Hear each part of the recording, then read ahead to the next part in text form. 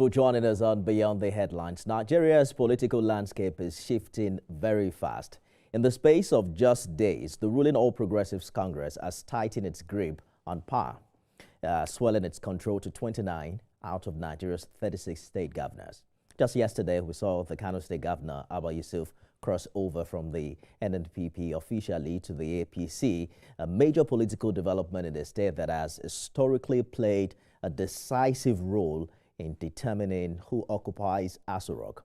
And just moments earlier, Plateau State Governor Caleb Mutfwang has been received at the welcome rally in Jos after defecting to the ruling party. It's a move that further deepens APC's dominance and raises serious questions about opposition survival, internal democracy, and indeed the road to 2027. To put this in perspective, at the height of its dominance in 2007, the PDP controlled 31 states. Today, with reported pro-Tinubu signals from states like Osun and Anambra, even though they are not with the APC, many supporters of the ruling party argue that the party is beginning to mirror or even surpass the PDP in its glory days. So what's driving this wave of defections? Some critics have called it manipulations. Is this about ideology, political survival, or 2027 positioning? And what does the concentration of power mean for Nigeria's democracy? We begin tonight in Plateau State, where I'm joined by Nankim Matthew Dafom, who is Country Secretary of the Mikang Local Government Area and National Chairman, Nigerian Association of Council Secretaries. I'm also joined by Dr. Harun, who is a political affairs analyst as well as a member of the APC. Gentlemen, thank you so much for joining us on the program today. Let's begin with Mr. Dafom. You were at that welcome rally for the Plateau State Governor earlier today. Walk us through what the atmosphere was like at that rally and what it means for political stakeholders in Plateau.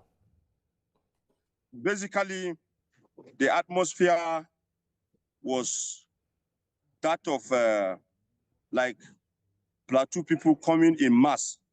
For me, I have had a reasonable stay in the political terrain on the Plateau. I have not seen such a mammoth crowd gather for political activities. Even after the event, as I speak to you, people are still thronging in to see what is happening. The atmosphere, people are not just witnessing the decamp of the governor. People are celebrating the decamp that the governor moves to the center, to the APC, to be able to align with the yearnings and aspirations of Plateau people. And so the movement, what we are seeing today, basically in Plateau State here in Jos, is a celebration of the movement of the governor to the All Progressive Congress. Well, I can see that you are dressed for the occasion yourself, Mr. Yes. Dafom. But Yes. What's the support like at the grassroots? Because I know that as council secretary, you probably understand what's happening at the local government areas. How many of the chairmen are following Mr. Governor or have followed him now to the APC? All the chairmen are following the governor and all the councillors. And you know, my brother, you know, the thing is with this, all the local government council chairmen are with the governor. The 17 local government chairmen are with the governor. They move together. And you know, the local government chairmen are the grassroots because because of their proximity to the grassroots. And so these local government chairmen avail themselves to work closely with the governor in terms of mobilizing. These people I'm talking to you, some people came as far as our border, the border of Plateau State with Taraba. So people came from grassroots, genuine grassroots. People, and you can see the eagerness and the happiness to join the governor in the new political party. There are people who have never and who will tell you that they will not have anything to do with APC. But because of how the governor is loved and cherished by the people of Plateau State, these people left the grassroots today to come and celebrate. Today, I'm telling you, Joseph, I've never witnessed this kind of population before. even for political activities. And so the chairmen are all with the governor. The chairmen have their appointees in the local government and from the various political wards. The councillors all are there, advisors, special assistants, senior special advisors, special assistants, and senior special assistants, all appointees of local government. Everybody is moving with the governor. Everybody is joining the governor because good place yes. good place to leave it. Interesting development on the Plateau. We'll see how all of this will impact on election come next year. Nakin Matthew Daffum, Council Secretary, Mikang Local Government Area, thank you so much for talking to us on the program this evening. Let's bring you an excerpt of what Mr. Governor himself did say at the welcome rally earlier today. Today, we have formally begun a journey, the journey of redefining the political demographics of Nigeria.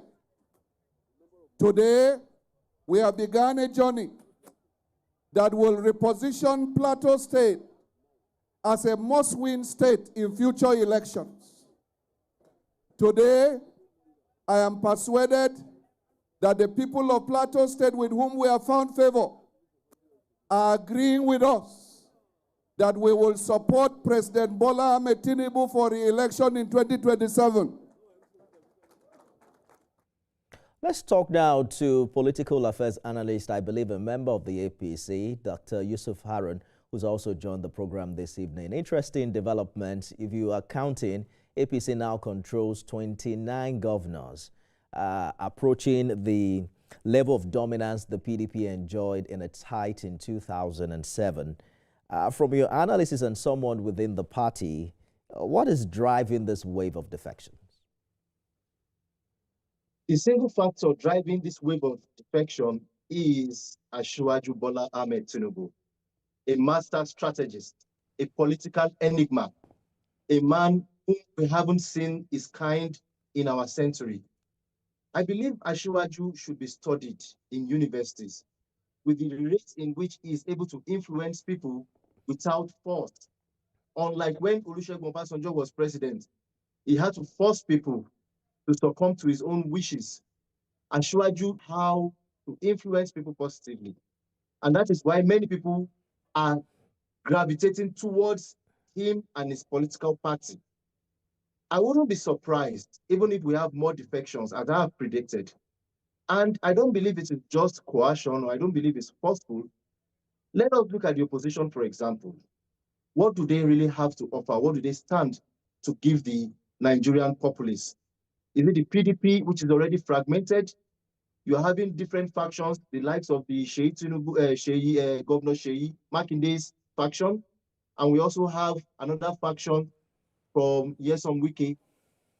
Their faction, even Sheyi Makinde is somebody whom he has a soft spot towards Asiwaju Bola Tinubu. We all know that he worked for him in 2023. Nyesom Wike also, he worked for Asiwaju Tinubu. Now, let us look at ADC. Is it ADC we are talking about? Where we have Peter Obi, Atiku, and we have Rotimi Amechi with others. They don't have a good ideology even in that party. They are just united against Asiwaju Tinubu. They don't have anything new to offer Nigeria. It's hard to tell, Dr. Harun, if those who are also moving to the APC also have a definite ideology, apart from aligning with federal power to protect their future. Because if you understand also what has happened within the PDP, it's difficult for them to stay in that party because they aren't sure which way it will end in the court in the future, or whether or not if they get a ticket, if that ticket will stand, if you remember what happened to the APC in Zamfara. So when you talk about ideology, I think you lost me there. It's difficult to also believe that any governor who have left their party now to the APC left because of a definite ideology. I don't think anyone really buys that. Okay, let us look at Osun State, for example. The Osun State governor had to leave PDP to seek a re-election under a different political party. This stands in confirmation with what I said earlier, that the PDP is fragmented And to avoid what happened in Zamfara State, I don't see any politician that wants to contest under PDP come next year, 2027, because the election might be void, might be nulled, and might be nullified. So PDP is cracked, is gone beyond repair. That's just the reality. They When have you say personalized themselves. When you say you see more governors join, I'm wondering in which state, because there are just about 7 states left now. There is Zamfara, Bauchi, Adamawa, Oshun, help me, I think Abia and Anambra. You have Anambra, Yes. Anambra and Abia, yes. Anambra is So still there. Abia Taraba, well, is with Labour Party, and I think that the court just favored his choice of Labour Party chairmanship. Anambra as ANPP, I mean, has always shown, ANPP has always at the national election supported ABGA, yes. They've always supported the incumbent, and that's not a problem for the APC. But I don't see, which other state are you seeing things shift for the APC in the coming year? Because even the national chairman, the last time we heard him, his proposal, I mean, his expectation was that they would get about 29. I think it was the Minister of Information who said 29 or 30. Now, the remaining governors, I see them working for the presidency in 2027 election. Looking at Osun State, we all know that even Governor Adeleke physically went to visit President Tinubu together with his elder brother, that is Davido's father. And he is fully interested in working for Asiwaju Bola Tinubu. But the APC at the state level in Osun State refused to welcome him to the party based on their political reasons. But we know that Governor Adeleke can still work for him. So I see other governors, even in opposition, still working for the presidency. Anambra State Governor, Professor Charles Oludo, has openly declared that he is going to work for President Tinubu. Abia State Governor also, he has also had a meeting with the leader of the APC Governors Forum, that is the governor of Imo State, Opus Odima, and they unanimously agreed that the Southeast will work this time for the governor, for the president, Bola Ahmed Tinubu. My prediction is that only God can stop Asiwaju Bola Ahmed Tinubu from winning a re-election come 2027. It is a done deal. The man, even Dele Momodu, who is in ADC, he publicly admitted on TV, national television, that Asiwaju as an individual is naturally influential. Let us even take aside the presidency or the power of incumbency.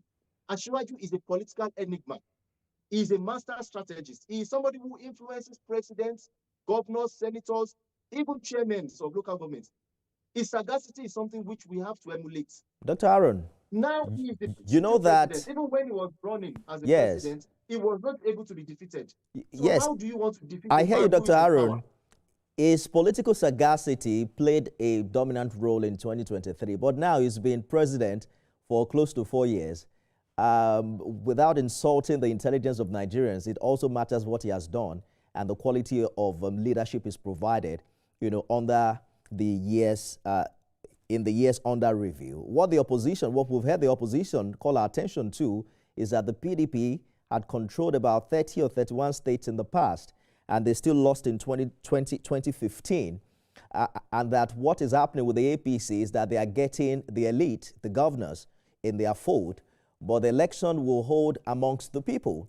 Don't you think that it would matter what the people think of the Tinubu performance in the past 3 or 4 years as to whether or not it's going to have a landslide come 2027? It is true that the majority of people will determine this election come 2027. But we should also know that Asiwaju Bola Tinubu is a grassroots politician.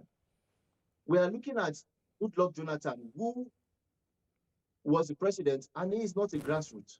We should also remember that during 2015, or even before that, we had a Buhari factor, who is a cult leader. He had a cult following, especially in the north. He has these supposedly 12 million votes. And now we had Asiwaju Tinubu again, a master strategist in the southwest, who merged with him, forming the APC, the All Progressive Congress. I was one of the first to join the party when it started in 2013 to 2014. I registered. Until date, you can see that kind of merger has not even been experienced ever in Nigeria history, not even among the ADC. We remember that when Asiwaju joined APC, he joined with leading governors of Lagos State, governors of Ogun State, governors of even some PDP governors joined them, like governor of Kwara State then. We had, and some governors were neutral, like governor of Jigawa State and Niger State. They were neutral, Sule Lamido and Babangida Ali.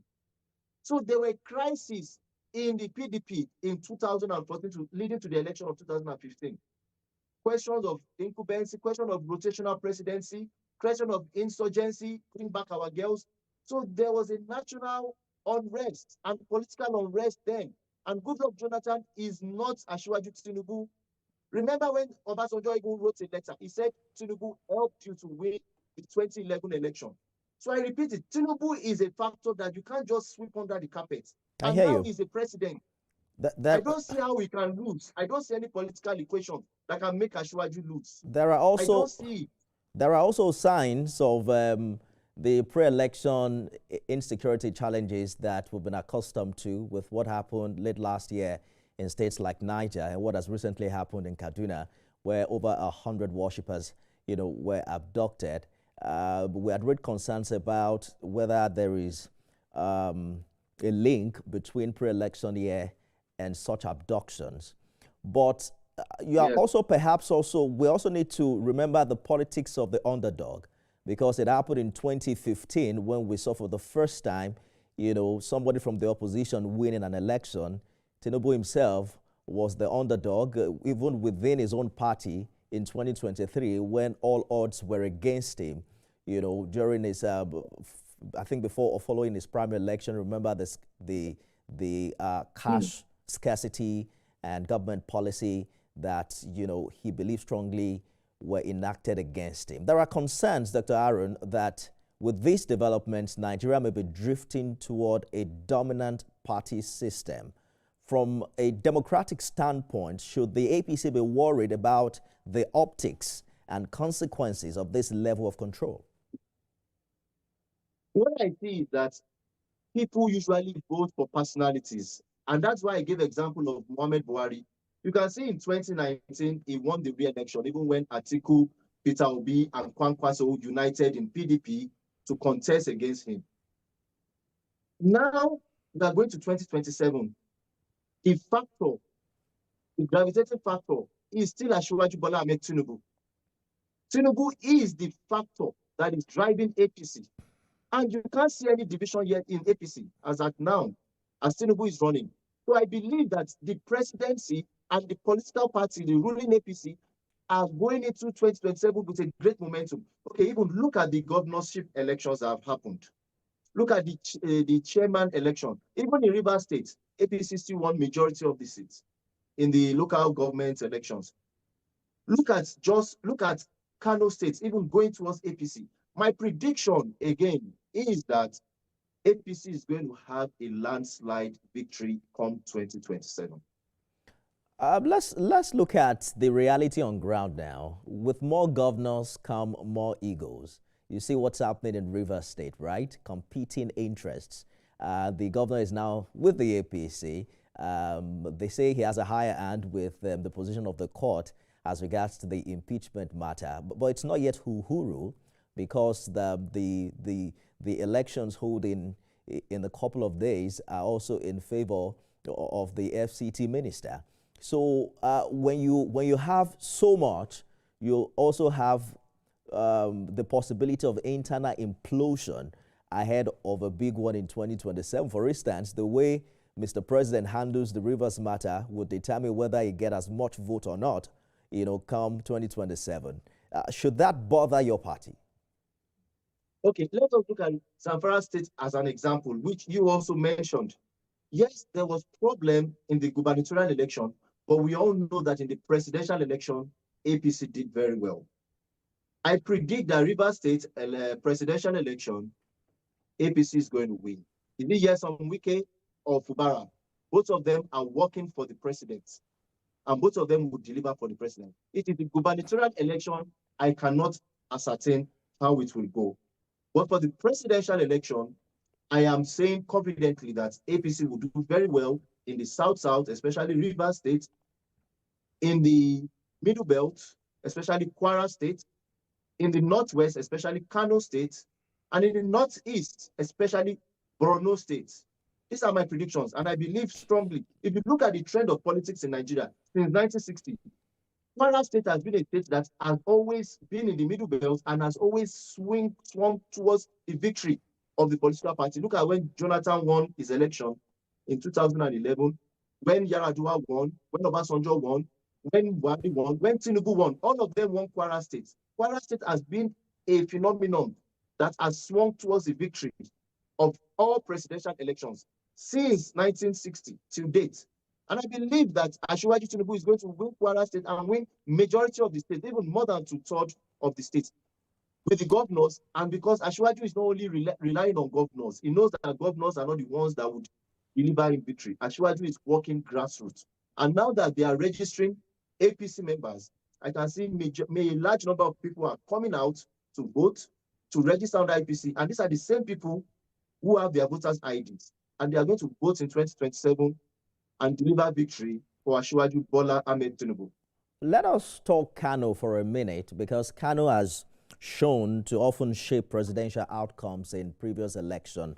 How strategic is Governor Yusuf's defection for President Tinubu's 2027 prospects? It's a little bit different this time, because recall that he won on the shoulders of the Kwankwasia movement. It was a keenly contested election that ended up in the court. Now is no longer with Kwankwaso. You saw that meeting that held in the senator's house. It shows that he still has some strong. Anybody that is wishing Kwankwaso away is doing that in his own. Is not doing justice to the reality on the ground. I've spoken with the CPS of the governor, who still mentioned that they consider him a leader, in that circle. What is the implication of this on political outcomes ahead of the big one in 2027? Now, for Rabiu Kwankwaso, he also started his political journey together with Asiwaju Tinubu. In 1990, 1992, they were both elected. Rabiu Kwankwaso said publicly on TV, he said if he doesn't even win the presidential election, he will support Asiwaju Tinubu. Tinubu does not underestimate anybody. I am strongly confident that Asiwaju Tinubu is still having, or the team, the president is still having a good relationship even with Rabiu Kwankwaso. And I believe also, my prediction that before 2027 election, I believe Asiwaju Tinubu will have a good political relation and agreement, and a good way in which he can bring even Rabiu Kwankwaso to his team. These are things that are not just public, but I am getting first-hand information that the presidency, especially Asiwaju, is still reaching out to Kwankwaso. He's not just relying on Governor Abba Yusuf to deliver Kano. He is reaching out to Rabiu Kwankwaso. That is whom a political leader is. Unlike the Atiku Abubakar, who just left Nyesom Wike to do what he wants. No, Tinubu doesn't just rely on a governor to deliver. Tinubu goes grassroots and still meets people who are influential. And I have information that he is still reaching out to Rabiu Kwankwaso, still trying to woo him, trying to make good political agreements with him, trying to see how they can work together. So this may not be in the public, but I know that Asiwaju Tinubu is still working underground to woo as many more people, because politics is a game of numbers and influence. So he's working day and night to still woo like Rabiu Kwankwaso, and even some top shots in the ADC is still going to woo them back to APC. This is my prediction. Be surprised before 2027 election, some people in ADC will defect back to APC. We've seen even people like Reno Omokri. We've seen people like even these Buana who have declared public support for Asiwaju Tinubu. They were against him in the election. So there are more people that would defect. Asiwaju has that kind of sagacity to woo the opposition back to himself. He has that pendulum that gravitates towards him, that influence. So I believe he's not just going to leave Kwankwaso like that. He's going to woo him. He's going to talk with him. He's going to negotiate. Right. That is who Asiwaju is. 29 out of 36 governors. The numbers are shifting. The alliances are changing. And as 2027 draws closer, Nigeria's political chessboard is being reset in real time. I think we're in for interesting days ahead. Dr. Yusuf Aaron, thank you so much for talking to us on the program today. Always a pleasure. That's our show, everyone. Remember, you can watch it again at midnight and 6 a.m. tomorrow. I am Nifemi Oguntoye.